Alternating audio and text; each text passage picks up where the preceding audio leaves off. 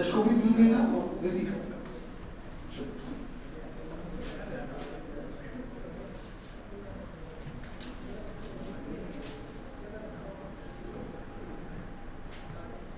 बेटे डाइस कह लो या पासा कह लो या घन कह लो, वो एक ही बात है दरअसल। हाँ ये टेस्ट वाली करवा दो, कोई दिक्कत।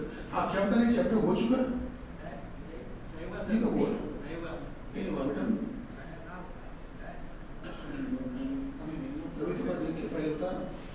अच्छा चलिए शीट को डिस्कस करना है क्या? शीट में जो सवाल नहीं है बताओ, उसको मैं करवा देता हूँ, अगर ऐसी कोई दिक्कत नहीं।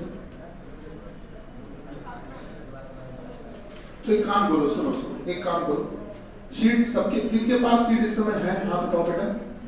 आप में से कितने लोगों के पास सीट इस समय है? हाथ उठाइए जरा। कोई फायदा नहीं सॉल्व करवाने से, गिनती के 6-7 लोग। एक काम करता हूँ, कल आप सब लोग शीट लेकर आओ टेस्ट वाली। ये टेस्ट की सीट इसलिए सॉल्व करवा लीजिएगा, अच्छी सीट है बेटा। ये जो पेपर है ये बहुत अच्छा क्वेश्चन है, इसमें आप जिन्होंने टेस्ट दिया होगा उनको ये बात बताओ, ठीक है? तो हाँ समझे नहीं बात को बेटा? देखो ऐसा है, तुम लोग शीट लाओ, तुमको 2-4 पूछने, जो नहीं लाए शायद उनको भी पूछने होंगे। मेरी बात समझ रहे हो ना? ऐसे कोई फायदा नहीं, हम 3-4 दिन तक सॉल्व करवाते रहेंगे। कल सब लोगों से मंगवा ले रहे हैं, आप लोग सब लोग लेकर आ जाना बेटा शीट, जिनके शीट मिली है जिनको, वो सभी लोग शीट लेकर आ जाइएगा। कल शीट को कंप्लीट कर देंगे, ठीक है? कल पूरा करवा देंगे। आइए शुरू करते हैं। डाइस या पासा, ध्यान दीजिएगा बेटा, हम सभी लोगों ने दुनिया में जब पहली बार डाइस को जाना कि डाइस या पासा होता क्या है, तो पासा शब्द जैसे ही बोलते हैं तो आप सबके जहन में एक बात आती है, वो है बेटा लूडो वाला पासा। क्यों भाई? सही बोल रहे हैं, लूडो वाला डाइस। उसी से ही तो हम लोगों ने जाना कि पासा क्या होता है। तो जो लूडो वाला डाइस होता है बेटा, उसी से ही हम लोगों ने पासे को जाना है, लूडो डाइस। तो इसीलिए लूडो वाले डाइस को कहा जाता है आइडियल डाइस, या कह सकते हो स्टैंडर्ड डाइस, या कह सकते हो जनरल डाइस। बेटा ये सबका मतलब एक ही होता है, ठीक है? अब हिंदी में क्या कहते हैं? आइडियल डाइस मतलब होता है बेटा आदर्श पासा। अच्छा, इसके अलावा स्टैंडर्ड डाइस मतलब बेटा मानक पासा। मानक पासा, हिंदी के नाम भले ही अलग अलग हो सकते हैं, पर इस सबका मतलब एक ही होता है बेटा, साधारण पासा, ठीक है? तो कभी भी अगर आपको इनमें से कोई भी शब्द देखने को मिल जाए, मतलब वो मतलब कि वो बात कर रहे हैं लूडो वाले पासे की। इन सबका मतलब एक ही होता है, ठीक? अच्छा, ये जो बेटा लूडो वाला पासा होता है, इसकी विशेषता क्या होती है? जो ये लूडो वाला पासा होता है, इसकी विशेषता होती क्या है?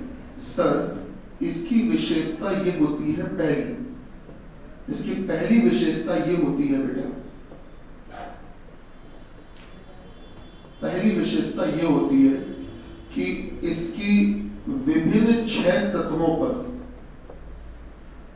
इसकी विभिन्न 6 सतहों पर 1 2 3 4 5 और 6 अंक लिखे होते हैं, ठीक है?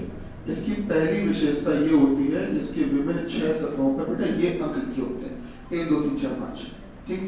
अच्छा, दूसरी विशेषता क्या होती है? दूसरी विशेषता बेटा ये होती है, दूसरी विशेषता ये होती है कि इसकी विभिन्न, इसकी विपरीत सतहों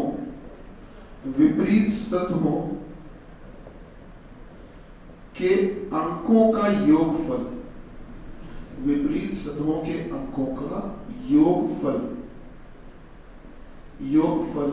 बेटा हमेशा 7 होता है, ठीक है।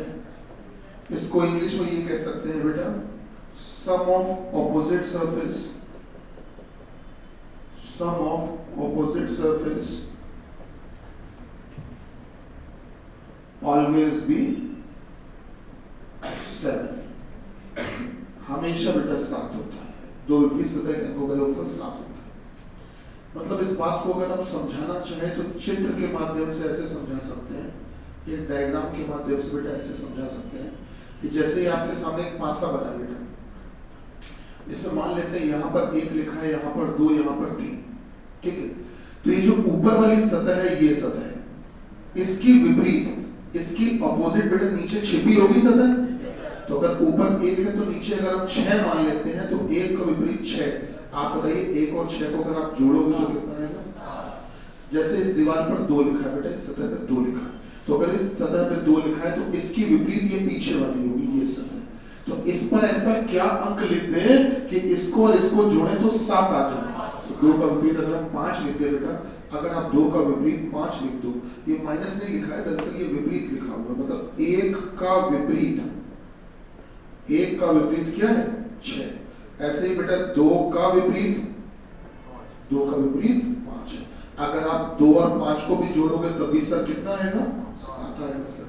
और बेटा अगर यहाँ 3 लिखा है तो 3 का विपरीत यहाँ पर आप लिख दो 4, तो जोड़ोगे तो क्या आता है? 7। क्यों भाई? सही। केवल आदर्श पासे का या मानक पासे या साधारण पासे का जो विशेषता है वो बस इतनी ही होती है, इसके अलावा कुछ नहीं। इसके अलावा कुछ काल्पनिक विशेषताएं बनाई गई हैं जो गलत है। वो ये बनाई गई है कि अगर किसी भी पासे के दिख रही सतहों के अंकों का योगफल 7 नहीं है तो मतलब वो आदर्श है, ऐसा कह देते हैं लोग, जो गलत है। ऐसी कोई विशेषता नहीं होती, केवल और केवल आदर्श पासे की यही एक विशेषता होती है। ये तो हमने ऊपर जो लिखा है कोई विशेषता नहीं है, तो इसका एक फीचर है। विशेषता ये है बेटा, विशेषता यही होती है कि तो इसकी विपरीत सतहों के अंकों का योगफल 7 होता है। 1 का विपरीत 6, 2 का विपरीत 5, 3 का विपरीत 4। तो आप जोड़ोगे तो किन्हीं 2 विपरीत को जोड़ लो, जैसे 2 5 को जोड़ो तब भी 7, 3 4 को जोड़ो तब भी 7 होता है, 1 6 को जोड़ो तब भी 7 होता है। बस इतनी ही विशेषता होती है। चलिए अब बात को आगे बढ़ाते हैं। अब आते हैं हम लोग इमेजिनरी डाइस पे, काल्पनिक पासे पे। बेटा अब हम लोग आ जाते हैं इमेजिनरी डाइस, या बात कर लेते हैं काल्पनिक पासा। सर काल्पनिक पासा जो होता है वो भी एक पासा ही होता है, उसी की तरह ही होता है, लेकिन उसमें कोई जरूरी नहीं कि ये 6 नंबर ही लिखे हो। काल्पनिक पासे में कोई भी 6 चीजें हो सकती है। हो सकता है 6 फलों के नाम, हो सकता है 6 रंगों के नाम, हो सकता है 6 शहरों के नाम, हो सकता है अंग्रेजी के 6 अक्षर हो सकता है 6 कोई चिन्ह हो, प्रतीक। बात समझ रहे हैं? वो कोई भी 6 चीजें हो सकती है। तो एक काल्पनिक पासा जो है उसमें कल्पना कुछ भी की जा सकती है, जो कोई भी आपके मन में बात आए आप कोई भी चीज कंसीडर कर सकते हो। चलिए क्वेश्चन लिख लेते हैं।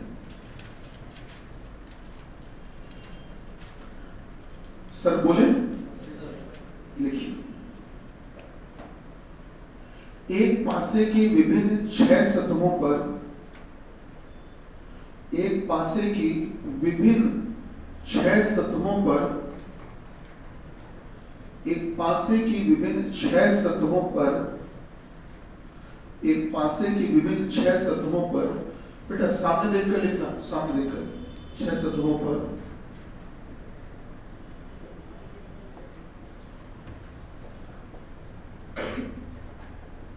नोट कर लो, ORANGE, ORANGE अक्षर लिखे। एक पासे की विभिन्न 6 सतहों पर ORANGE अक्षर लिखे हैं। बेटा लिखा, अक्षर लिखिए। इसको 2 बार उछाला जाता है, इसको 2 बार उछाला जाता है तो निम्न चित्र प्राप्त होते हैं। इसको 2 बार उछाला जाता है तो निम्न चित्र प्राप्त होते हैं। तो निम्न चित्र प्राप्त होते हैं। ठीक है, अच्छा अब हम चित्र बना देते हैं, आप नोट करिएगा। तो बेटा ऐसा है, चित्र वैसे तो ईमानदारी की बात करें अगर, तो चित्र ईमानदारी से तो इस तरह से ही बनाना चाहिए जैसे ये सही चित्र तो यही होता है, लेकिन इसको बनाने में टाइम भी लगता है, थोड़ा सा कठिन भी होता है। तो आप लोग ऐसे मत बनाना, आप लोग ऐसे बनाइए ऐसे, ठीक है, चाहे ये बनाओ एक ही बात है। तो चलिए दो चित्र प्राप्त होते हैं। तो पहले चित्र बेटा ओ यहां दिख रहा था, ए यहां और एन यहां, ठीक है।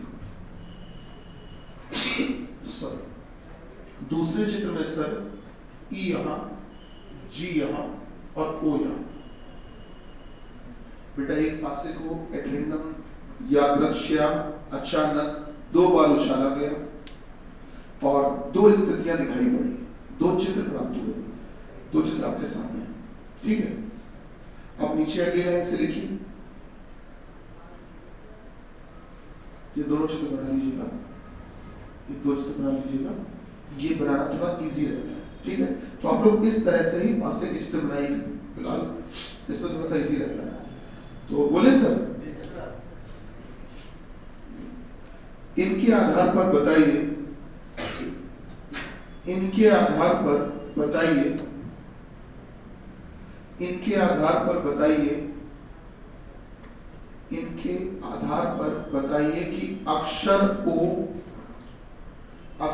ओ कॉमा लगाओ ए तथा एन, ओ ए तथा एन की विपरीत सतहों पर, की विपरीत सतहों पर, की विपरीत सतहों पर क्या अक्षर आएंगे, की विपरीत सतहों पर क्या अक्षर आएंगे। बेटा लिखा, की विपरीत सतहों पर क्या अक्षर आएंगे, आइए देखते हैं।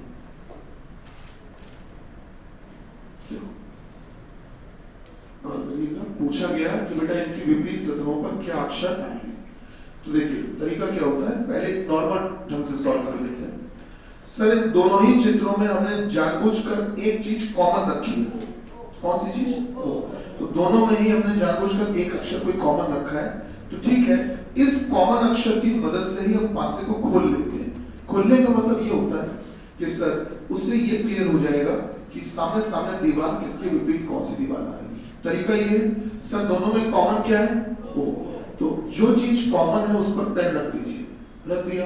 अब आप घड़ी की दिशा में घूम जाइए, क्लॉकवाइज डायरेक्शन में घूम जाइए, या ये कह सकते हो कि दक्षिणावर्त दिशा में घूम जाइए। क्लॉकवाइज कह लो, चाहे आप कह लो दक्षिणावर्त, या आप कह सकते हो घड़ी की दिशा में, घड़ी की दिशा में, आप कुछ भी कह सकते हो बेटा, ठीक है। तो आप घड़ी की दिशा में घूम जाइए। और ओ से ही शुरू क्यों किया, क्योंकि ओ दोनों में कॉमन था। क्योंकि बेटा सबसे पहले हमने ओ लिखा, ओ के बाद अगला अक्षर कौन है, एन, और एन के बाद ए, हमने इस तरह से लिख लिया, ठीक। अब बगल वाले चित्र में आए, याद करिए क्या चीज कॉमन थी, ओ पर पेन रखा फिर से, और बेटा क्लॉकवाइज घूम गए, दक्षिणावर्त घूम गए, घड़ी की दिशा में घूम गए, जैसे घड़ी चलती है उसी दिशा में घूम गए। तो शुरुआत ओ से करनी है, ओ के बाद जी और जी के बाद ई। बेटा जिसके नीचे जो चीज आ रही है वही उसका विपरीत है, जिसके नीचे जो चीज आ रही है वही उसका ऑपोजिट है। अगर कोई पूछता एन का विपरीत क्या है तो जी, जी का विपरीत एन, ए का विपरीत ई का विपरीत ए। बेटा ओ का विपरीत खुद ओ तो नहीं हो सकता, तो इन अक्षरों में से ऐसा कौन सा अक्षर है जो हमने अभी तक नहीं लिखा, आर, तो R must be here, R को यहां लिख देते हैं। तो सर ओ का विपरीत क्या हो जाएगा, आर। बात थोड़ी बहुत समझ में आई, ठीक है। जो कॉमन है कॉमन वाले पे पेन रखा और क्लॉकवाइज घूम गए और ऐसे लिख दिए, ठीक है। जल्दी से आपको तरीका समझ में आ गया है, ठीक है। जल्दी से आप लोग भी एक सॉल्व करके दिखा दीजिएगा। जैसे बेटा एक पासा है, उसको दो बार उछाला गया है, उस पासे में ये नंबर लिखे हुए हैं, उस पासे में ये 6 चीजें लिखी। अच्छा अगर ये 6 नंबर लिखे हैं तो इससे ये मत मान लेना कि वो पासा आदर्श पासा है, ठीक है। आप ये कतई मत मान लेना बेटा। तो ये 6 नंबर लिखे हैं, 1 2 और लिखा है बेटा 4, यहां लिखा है बेटा 3 और फिर लिखा है सर 1 और फिर लिखा है 5। क्या कुछ उम्मीद है? दोनों में कॉमन क्या है? एक पर पेन रखेंगे, घुमा देंगे, लिखते चले जाओ। फिर एक पर पेन रखो, घुमा दो, लिखते चले, हो गया? समझ पा रहे हैं भाई? दोनों में कॉमन क्या है बेटा? एक। तो हमने क्या किया, जो चीज दोनों में कॉमन है इस चित्र में और इस चित्र में, दोनों ही चित्रों में अगर अभ्यास से देखो तो जो एक संख्या लिखी है एक वो दोनों में कॉमन है, तो हमने एक पर पेन रखा और घड़ी की दिशा में घूम गए दक्षिण में। अच्छा, घड़ी की दिशा आप सभी जानते होंगे बेटा, जैसे क्या होता है, ये 12, ये 6, ये 3, ये 9।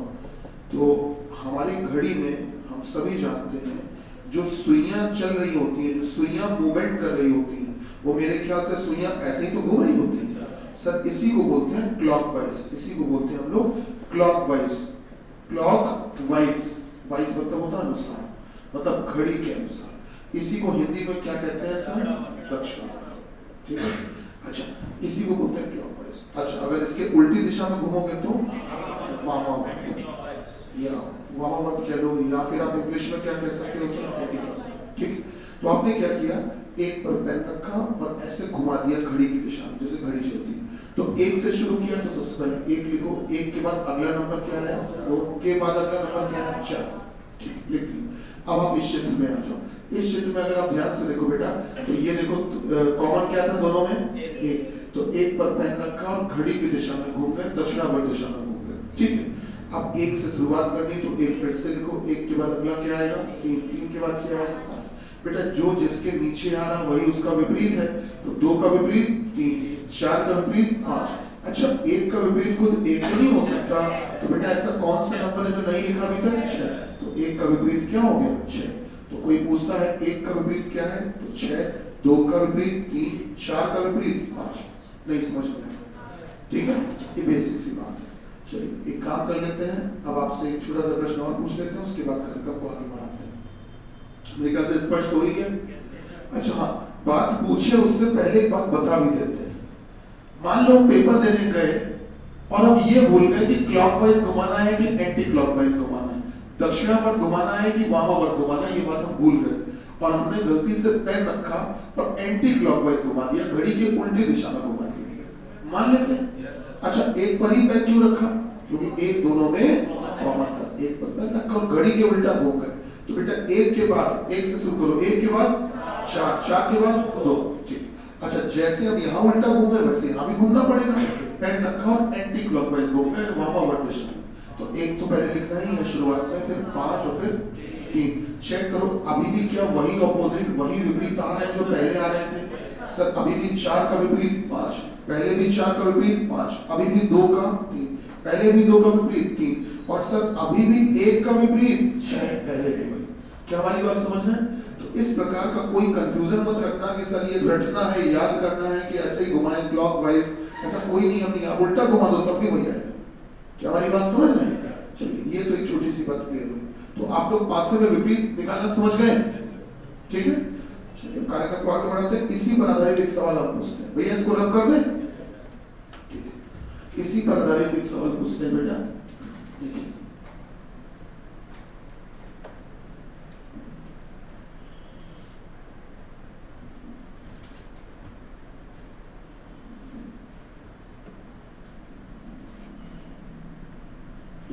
एक पासा है बेटा, उसमें ये 6 अक्षर लिखे हैं। एक पासे में ये 6 अक्षर लिखे होंगे, ये 6 अक्षर KANPUR, 6 अक्षर लिखे। इस पासे को अचानक 2 बार उछाला गया, 2 बार उछाला गया सर। पहली बार में हमको A यहां दिखा, N यहां दिखा और फिर K यहां दिखा, फिर बेटा N यहां दिखा, U यहां दिखा और R यहां। इस प्रकार से चीजें लिखी बेटा, ठीक है।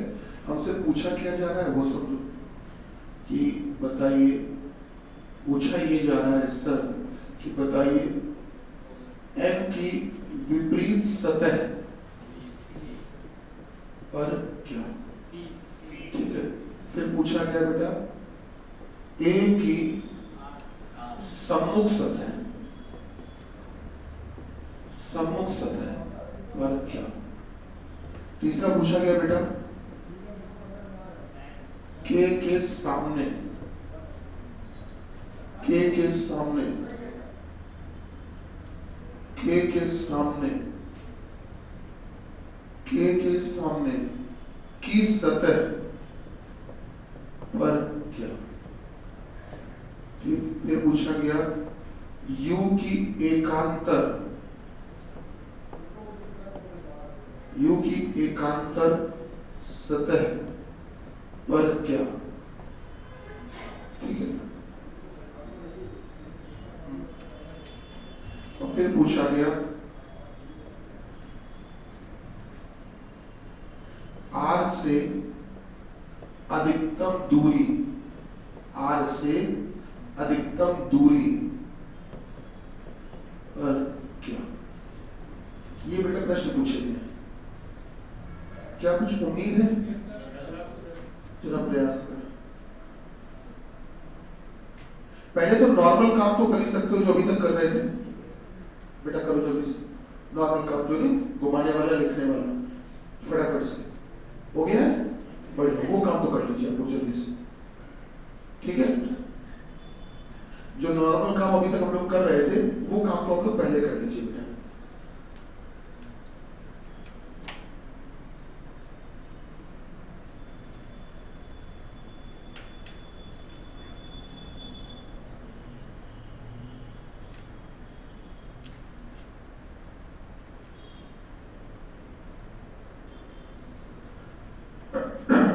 भैया ये नोट कर लिया आप लोगों ने सारे प्रश्न, इनको लिख लीजिएगा। जो ये लाइनें लिखी है ना, 5 लाइनें, इनको लिख जरूर लीजिएगा, क्योंकि हम जब पेपर देने जाते हैं तो हम कुछ चीजों को रट लेते हैं बेटा। हम लोग केवल एक चीज याद कर लेते हैं, विपरीत।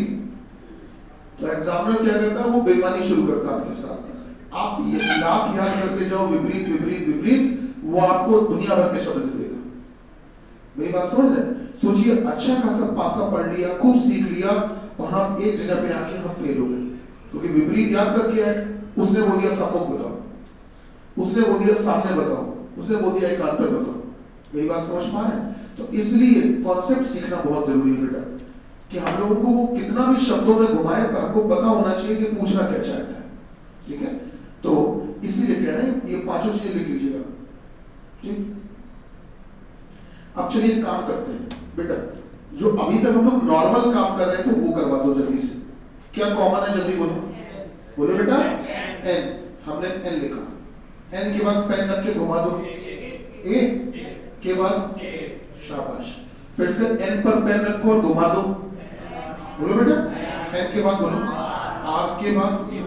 मेरे ख्याल से ये विपरीत तो आपने निकाल ही लिए होंगे आसानी से, कोई दिक्कत नहीं। ठीक, अच्छा एन का विपरीत एन तो नहीं हो सकता सर, पी, पी है ना। ये आपने विपरीत बता दिए भैया, ये तो हमारी आप बात से सहमत है भैया, क्लियर है? अच्छा अब मुद्दे पे आते हैं, इसको समझते हैं क्या लिखा हुआ है। गौर करना बेटा, पासा खोलने का जो ये एक तरीका हम लोगों ने सीखा है, इसके अलावा हम लोग एक तरीका और भी सीखेंगे जो जरूरी है। पेपर में हम जो प्रश्न आ रहे हैं वो उस पर आधारित आ रहे हैं। ये तो खैर रेगुलर बात है, ये हर किसी को आती, हर किताब में, हर यूट्यूब चैनल पे आसानी से मिल भी जाती, कोई दिक्कत नहीं, सब कर सकते हैं। लेकिन आवश्यक बात है कि पेपर में जो वो डिमांड कर रहे हैं वो क्या कर रहे हैं। पेपर में वैसे डिमांड नहीं कर रहे हैं, ये तो बेसिक बात है। आइए देखते हैं पासे को और कैसे खोले जाता है। तो हम एक एग्जांपल हमेशा से लिया करते हैं जो बहुत अच्छा एग्जांपल है, साधारण सा समझ में आने वाला। जैसे टीन होता है, टीन, टीन डिब्बा, रिफाइंड, फॉर्च्यून, बाबा जी खिलाइए, सबको ले जाइए। अब तो समझ जाओ, टीन देखा है, समझ गए, देखा नहीं तो पूड़ी निकलवाए, फिर पूड़ी सब्जी और समझ गए। चलो समझ गए तो फिर कोई बात नहीं, नहीं समझे होते तो फिर करवाते हैं व्यवस्था। चलो समझ गए मतलब है, नहीं नहीं अब मजे समझ गए। तो टीन एक ले आए बेटा, टीन सामान्यतः सभी ने देखा है। आइए उसको एज्यूम करते हैं, मन में कल्पना करते हैं। टीन में बेटा एक ढक्कन हमने ऊपर खोल दिया, आसानी से खुल सकता है। उसके बाद में जो नीचे वाली तली है, बेस बंद है, बंद रहता है। उसको अगर हम 3 किनारे बेटा ब्लेड से काटे, 3 किनारे, तो क्या वो भी ढक्कन की तरह खुल जाएगा? आप मन में सोच पा रहे हैं सर? नीचे वो खुल गया, ऊपर भी एक ढक्कन खुल गया। बेटा 4 दीवारें जुड़ी हुई थी, साइक्लिक चक्री जुड़ी हुई थी। अगर उन 4 दीवारों को कोई एक कोना हम कैंची से काट दे तो चारों पल्ले खुल जाएंगे कि नहीं? क्या आप इस बात को मन में कल्पना कर पा रहे हैं? स्थिति कुछ ऐसी बनेगी बेटा, स्थिति कुछ ऐसी बनेगी कि वो जो 4 पल्ले खुले होंगे वो मेरे ख्याल से कुछ ऐसे 1 2 3 4 बोलो बेटा, ऐसे खुले होंगे और एक ढक्कन ऊपर खुला होगा और एक ढक्कन नीचे। तो किसी दीवार पे तो जुड़ा ही होगा, तो मान लेते हैं वो इस दीवार पे जुड़ा हुआ है, ऐसे कुछ ऐसे ही वो टीन खुला है। अगर वापस से बंद करें तो टीन बन जाना चाहिए। सीधी सी बात है सर, ये जो कोने वाली लाइन है और ये कोने वाली लाइन है, इन दोनों को मिला दें और ऊपर का ढक्कन बंद कर दे, नीचे का ढक्कन, बताओ टीन बन जाएगा कि नहीं? क्या इस बात को आप समझ पा रहे हैं सर? ठीक है, तो वही बॉक्स, वही टीन जो कि क्यूब या घन के आकार में, उसको हमने खोल दिया।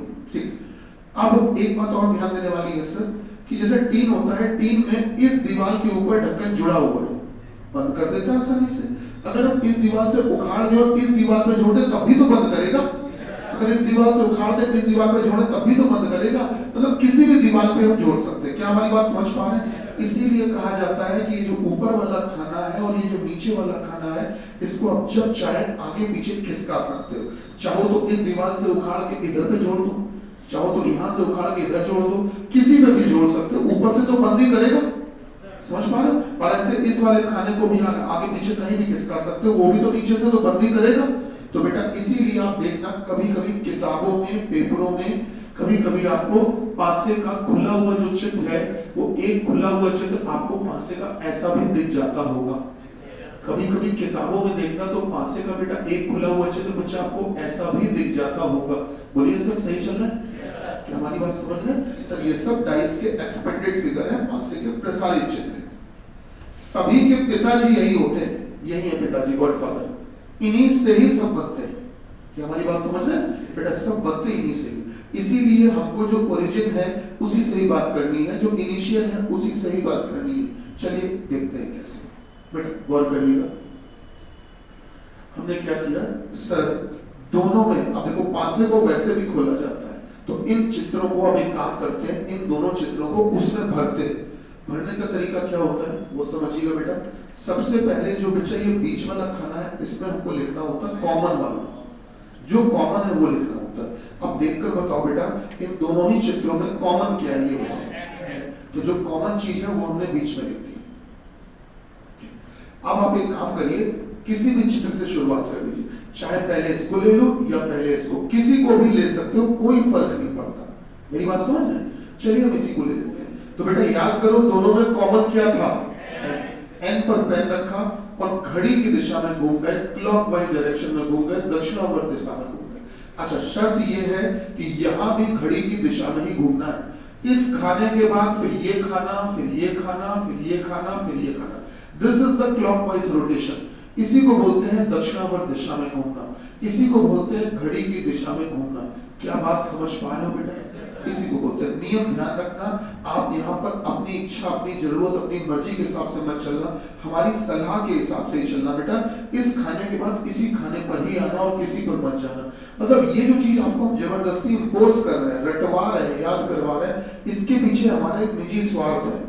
क्योंकि इसको याद करने के बाद हम आपको कुछ पासे में और नहीं याद करवाएंगे, बस खत्म। इसी से ही पूरा चैप्टर कंप्लीट हो जाएगा। 10 चीजें अलग अलग बताएं, कोई मतलब नहीं। क्यों ना एक ऐसी चीज सीख लें जिससे सब कुछ खत्म हो जाए। क्या मेरी बात समझ? इसलिए बेटा हमारा वही स्वार्थ है। इसलिए मैं आपसे कहूंगा, इस खाने के बाद ये खाना, फिर ये खाना, फिर ये, फिर ये। एक छूट रहा है, छूटने दो, कोई दिक्कत नहीं। चलिए आते हैं बेटा, एन के बाद अगला नंबर बताओ किसका? ए का। सर हमने ऊपर लिख दिया ए।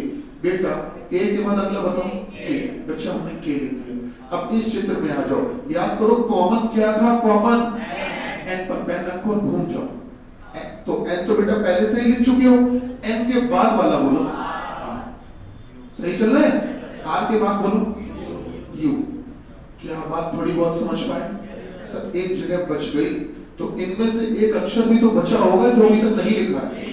पी नहीं लिखा है तो पी को यहां लिख देते हैं। ठीक, अब एक बात आप सभी लोग बताइए सर, जो वो टीन होता है, टीन जिसकी मैं अभी बात कर रहा था, उसमें क्या जो ऊपर वाला ढक्कन होता है उसका विपरीत नीचे वाला ढक्कन होता है कि नहीं? बेटा ऊपर टॉप सरफेस की ऑपोजिट बॉटम होती है, तो ऊपर वाली सतह के विपरीत नीचे वाली सतह होती है। अब ये भी कह सकते हो सर कि ए का विपरीत क्या होगा? आर का विपरीत ए। आप आपने पता है क्या किया, जब आपने ए का विपरीत आर बताया ना, तो बेटा आपने इस खाने के बाद वाला खाना छोड़ा और अगला बताया, मतलब ऑल्टरनेट बताया, मतलब एकांतर बताया। एकांतर मतलब होता एक का अंतर, एक का गैप, एक को छोड़कर।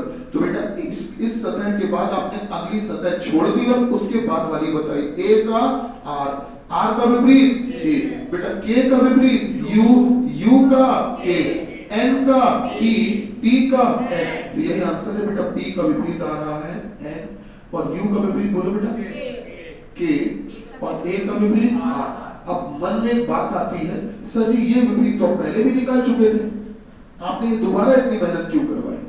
उसका कारण आपको बताया सर, ध्यान देना। एन की विपरीत सतह पर क्या, तो एन की विपरीत सतह पर तो पी दिखाई पड़ रहा है, बोलो बेटा एन का विपरीत क्या दिख रहा है? पी। ठीक है, कोई दिक्कत नहीं।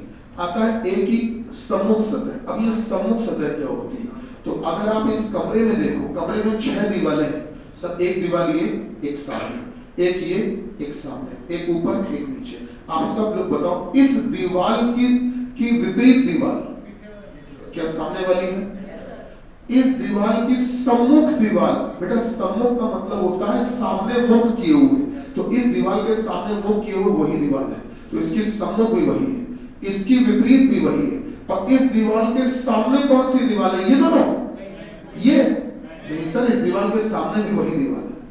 क्या बात सही है? और इस दीवार की एकांतर दीवार, एकांतर बेटा एकांतर का मतलब होता है एक का अंतर। अब आप इस दीवार से जरा उस दीवार तक जाना, देखना बीच में एक ही दीवार का गैप आएगा। देखो कैसे, इस दीवार के बाद इस रास्ते से चलो, इस दीवार के बाद ये दीवार आई, फिर सामने वाली आई। आप बताओ यहां से वहां तक जाने में बीच में एक कहीं तो गैप आए? अच्छा इस रास्ते से जाओ, एक दीवार छोड़ो, पहुंच गए, एक का गैप आया। चलो ऊपर से जाते हैं, इस दीवार के बाद ऊपर वाली दीवार, फिर सामने, बताओ एक का गैप आया। चलो नीचे वाले रास्ते जाते हैं, इसके बाद ये नीचे वाली और फिर सामने। तो आप बताइए इस दीवार और उस दीवार के बीच में क्या एक का ही अंतर है? तो इसीलिए बेटा उसको एकांतर भी कहते हैं, विपरीत भी कहते हैं, सामने भी कहते हैं, सम्मुख भी कहते हैं, एकांतर भी उसी को कहते हैं। सभी शब्दों का मतलब एक ही है। और अब आता है बेटा सबसे अधिकतम दूरी पे। तो आपको बता दें इस दीवार से सबसे अधिकतम दूरी पर, सबसे ज्यादा दूरी पर वही दीवार है। आप जरा पहचानो इस बात को। इस दीवार से ये दीवारें तो जुड़ी हुई हैं, देखो इससे ये भी जुड़ी हुई है, इससे ये भी पास में, इससे ये भी पास में, इस दीवार से जुड़ी हुई ये भी है, परंतु इस दीवार से जुड़ी हुई वो नहीं है। आप गौर करो, वो सबसे ज्यादा दूर है। तो बेटा इस दीवार से सबसे ज्यादा दूर हुई सामने वाली तो दीवार है, विपरीत वाले, इसीलिए विपरीत को बेटा अधिकतम दूरी भी कहते हैं। तो इन सबका मतलब विपरीत होता है, बस बोलने का तरीका अलग है। बात समझ रहे? सभी का मतलब विपरीत। तो आपने जो विपरीत निकाला, दरअसल आंसर उन्हीं से ही आएंगे, लेकिन बेटा शब्द अलग अलग है। मेरी बात समझ लो? पर हमारी सलाह ये है कि आपको वो तरीका ही सीखना है। चलिए मुद्दे में आते हैं। अब फटाफट से बता दो बेटा, एन का विपरीत क्या है? पी। अच्छा ए के सम्मुख मतलब विपरीत आर। सर के सामने मतलब विपरीत यू। बेटा यू का एकांतर मतलब विपरीत, हाँ के। बेटा आर का, आर से अधिकतम दूरी मतलब विपरीत, हाँ जी ए। ए भैया सहमत है? ये है बेटा ऑपोजिट। क्लियर हो रहा है? एक पॉइंट बनाकर एक बात लिखिएगा छोटी सी। अच्छा आप लोगों को बात ना लिखो, हम ये चाहते हैं पहले उसको एक बार आप खोल कर दिखा दो। जैसे आप लोगों ने एक डिमांड छोटी सी है ना, एक छोटी सी डिमांड है बेटा, वो ये है सर एक पासे में ये 6 अक्षर लिखे हैं, देखो जरा सभी लोग, एक पासे में ये 6 अक्षर लिखे हैं, REASON। देखिए इस पासे को 2 बार उछाला गया बच्चा, ई यहां, आर यहां, ए यहां, एस यहां और ए यहां और एन यहां। भैया नोट कर लिया? अब हमारी गुजारिश आपसे ये है बेटा, हमारी गुजारिश ये है कि प्लीज आप लोग इसी तरह से खोलना, इसी तरह से खोलना। हम समझ रहे हैं आपके लिए वो सरल पड़ता है, लेकिन फिर भी हमारी रिक्वेस्ट यही है कि आप बेटा प्लीज इसी तरह से ही खोलना, इस तरह से, इसी तरह से ही खोलना। सॉरी, हाँ यही राज की बात है। आप चाहो तो इस कॉमन वाली चीज को यहां भी लिख सकते हो, बस हम थोड़ा सा फिर आपको परेशान करेंगे। ये 2 खाने फिर खिसका के इसके ऊपर ले आए, क्योंकि जाहिर सी बात है कॉमन वाले के ऊपर जाना है, तो ऊपर जाने के लिए कोई डिब्बा भी होना चाहिए, खाना भी होना चाहिए बेटा, फिर हम खिसकवा देंगे। फिर ऐसे ही आप चाहे तो एक्सपेरिमेंट कर सकते हैं, ऐसा कोई नियम नहीं जो मैंने लिखा है, लेकिन हाँ ये हम आपको इस तरह से याद इसलिए करवाते हैं कि इससे फायदे ज्यादा है। मेरी बात समझ रहे हैं? हाँ मतलब ये वाला बिल्कुल आ सकता है, बिल्कुल। तब सर इसके बाद तो ऊपर कुछ मिलेगा ही नहीं, यही कहना चाह रहे हो ना। तो हमने आपको याद होगा एक लाइन बोली थी थोड़ी देर पहले कि सभी चित्रों के पिताजी यही है, याद होगा ये लाइन उन्होंने बोली थी गॉडफादर। वो इसीलिए कहा था कि इनिशियल इसी से है, शुरुआत इसी से होती है, बनाना इसी से बेटा, उसके बाद में आप खिसका दो, चाहो तो भर लिया, भरने के बाद खिसका दो। अब ए को उधर कर दो, पी आर को इधर कर दो, के पी को चाहो तो इधर कर दो, कोई दिक्कत नहीं, लेकिन शुरुआत इसी से करना। भैया लोगों, क्या इस चित्र में आप बेटा अक्षरों को भर पाए? चलिए थोड़ी सी मदद हमारी भी करिए, बीच में आप कॉमन वाला लिखवाना। हाँ ए सर, हाँ सर बोलो, आर ऊपर, सर आर के बाद ई, बेटा सही है? अच्छा अब उस चित्र में आ जाओ, कॉमन क्या था? Common A. हाँ सर ए तो लिखे चुके हैं, ए के बाद बोलिए सर, के बाद एन, सही चल रहा है बेटा? कोई चीज बच गई, ओ का विपरीत ए का विपरीत ओ, एन का विपरीत ई का विपरीत एन, बेटा आर का विपरीत एस। क्या बात सही है? ठीक है। देखिए हम आपको बार बार एक बात कह रहे हैं, थोड़ी देर पहले भी बोली थी, आप हमारी बात को पहले तो सुनिए और विश्वास करिए, और तीसरा एक बार एनालिसिस जरूर करिए। विश्लेषण बोलते हैं उसको। एनालिसिस क्या होता है? देखिए सबसे बड़ी बात यह है कि जो परंपरागत पढ़ाई है उससे काम चलने वाला नहीं। सीआरपीएफ के भी पेपर चले, आपको पता होगा, शुरुआत जब हुई तो पेपर बहुत सरल आए, जो आखिरी में जिन्होंने पेपर दिए उनका दिमाग खराब हो गया। मेरी बात समझ रहे? आखिरी के पेपरों में, शुरुआत के पेपरों में तो रीजनिंग तब भी सरल थी, बाद के पेपरों में उन्होंने सब कुछ टफ कर दिया। पहले क्या था, मैथ्स लेंथी आ रही थी, जीएस टफ आ रही थी, लेकिन बाद में उन्होंने सब कुछ ऊट-पटांग कर दिया। और यही परंपरा ही है, मैं आपको बता दूं, चाहे वो एसएससी का मेंस अभी होने वाला 3 मार्च से, चाहे उसमें देखोगे, और चाहे आप पुलिस का पेपर देखो, सब में यही होगा। तो इन चीजों का विश्वास जब पेपर हो तभी कर पाओगे, उससे पहले कैसे करें? तो उससे पहले करने का एक तरीका है, आप लोग एक काम करना, यूपी-SSC, ये आप लोगों में उत्तर प्रदेश में बोर्ड है, आपको पता होगा, यूपी-SSC मालूम है? ठीक है। इवन इसको अब लोअर बीसीएस तक के पेपर दे दिए गए, इतना अच्छा बोर्ड है, इसको मतलब सम्मान किया गया कि इसने परीक्षाएं बहुत अच्छे एक पैटर्न पे करवाई। इसलिए तो यूपी-SSC की साइट है, उस पर आप जाओगे, और वैसे गूगल पे भी सर्च कर सकते हो। तो इसमें आप चाहो तो एक काम करना, इसमें लोअर सबऑर्डिनेट का एक पेपर निकालना।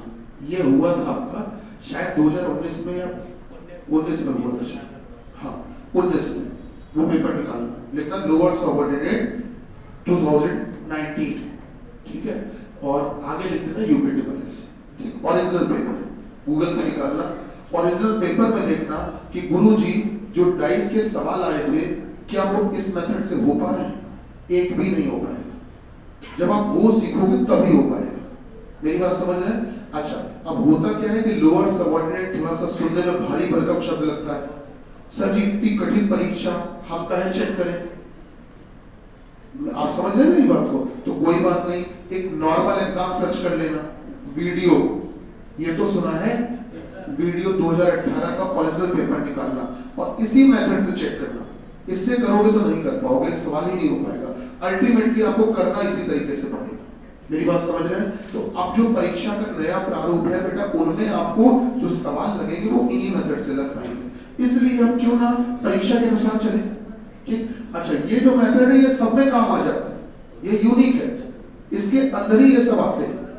ये क्लियर हो पा रहा है? तो इसलिए हम आपको ये सिखाना चाहते हैं और कोई हमारा कारण नहीं है, ठीक। तो आप ये दोनों पेपर निकालना, ओरिजिनल पेपर, और उसके बाद उन पेपर में जो डाइस के क्वेश्चन आए उनको प्रयास करना बेटा, वो केवल इन्हीं मेथड से हो पाएंगे, इससे नहीं हो पाएगा। क्लियर है सर? कल की क्लास में आपको शीट देंगे, और हाँ शीट देने के साथ साथ में आप लोग शीट लेकर भी आएंगे। कौन सी? टेस्ट वाली, ठीक है, लेकर आइएगा, कल डिस्कस करेंगे। Okay, thank you so much. Bharat माता की हमेशा जय हो।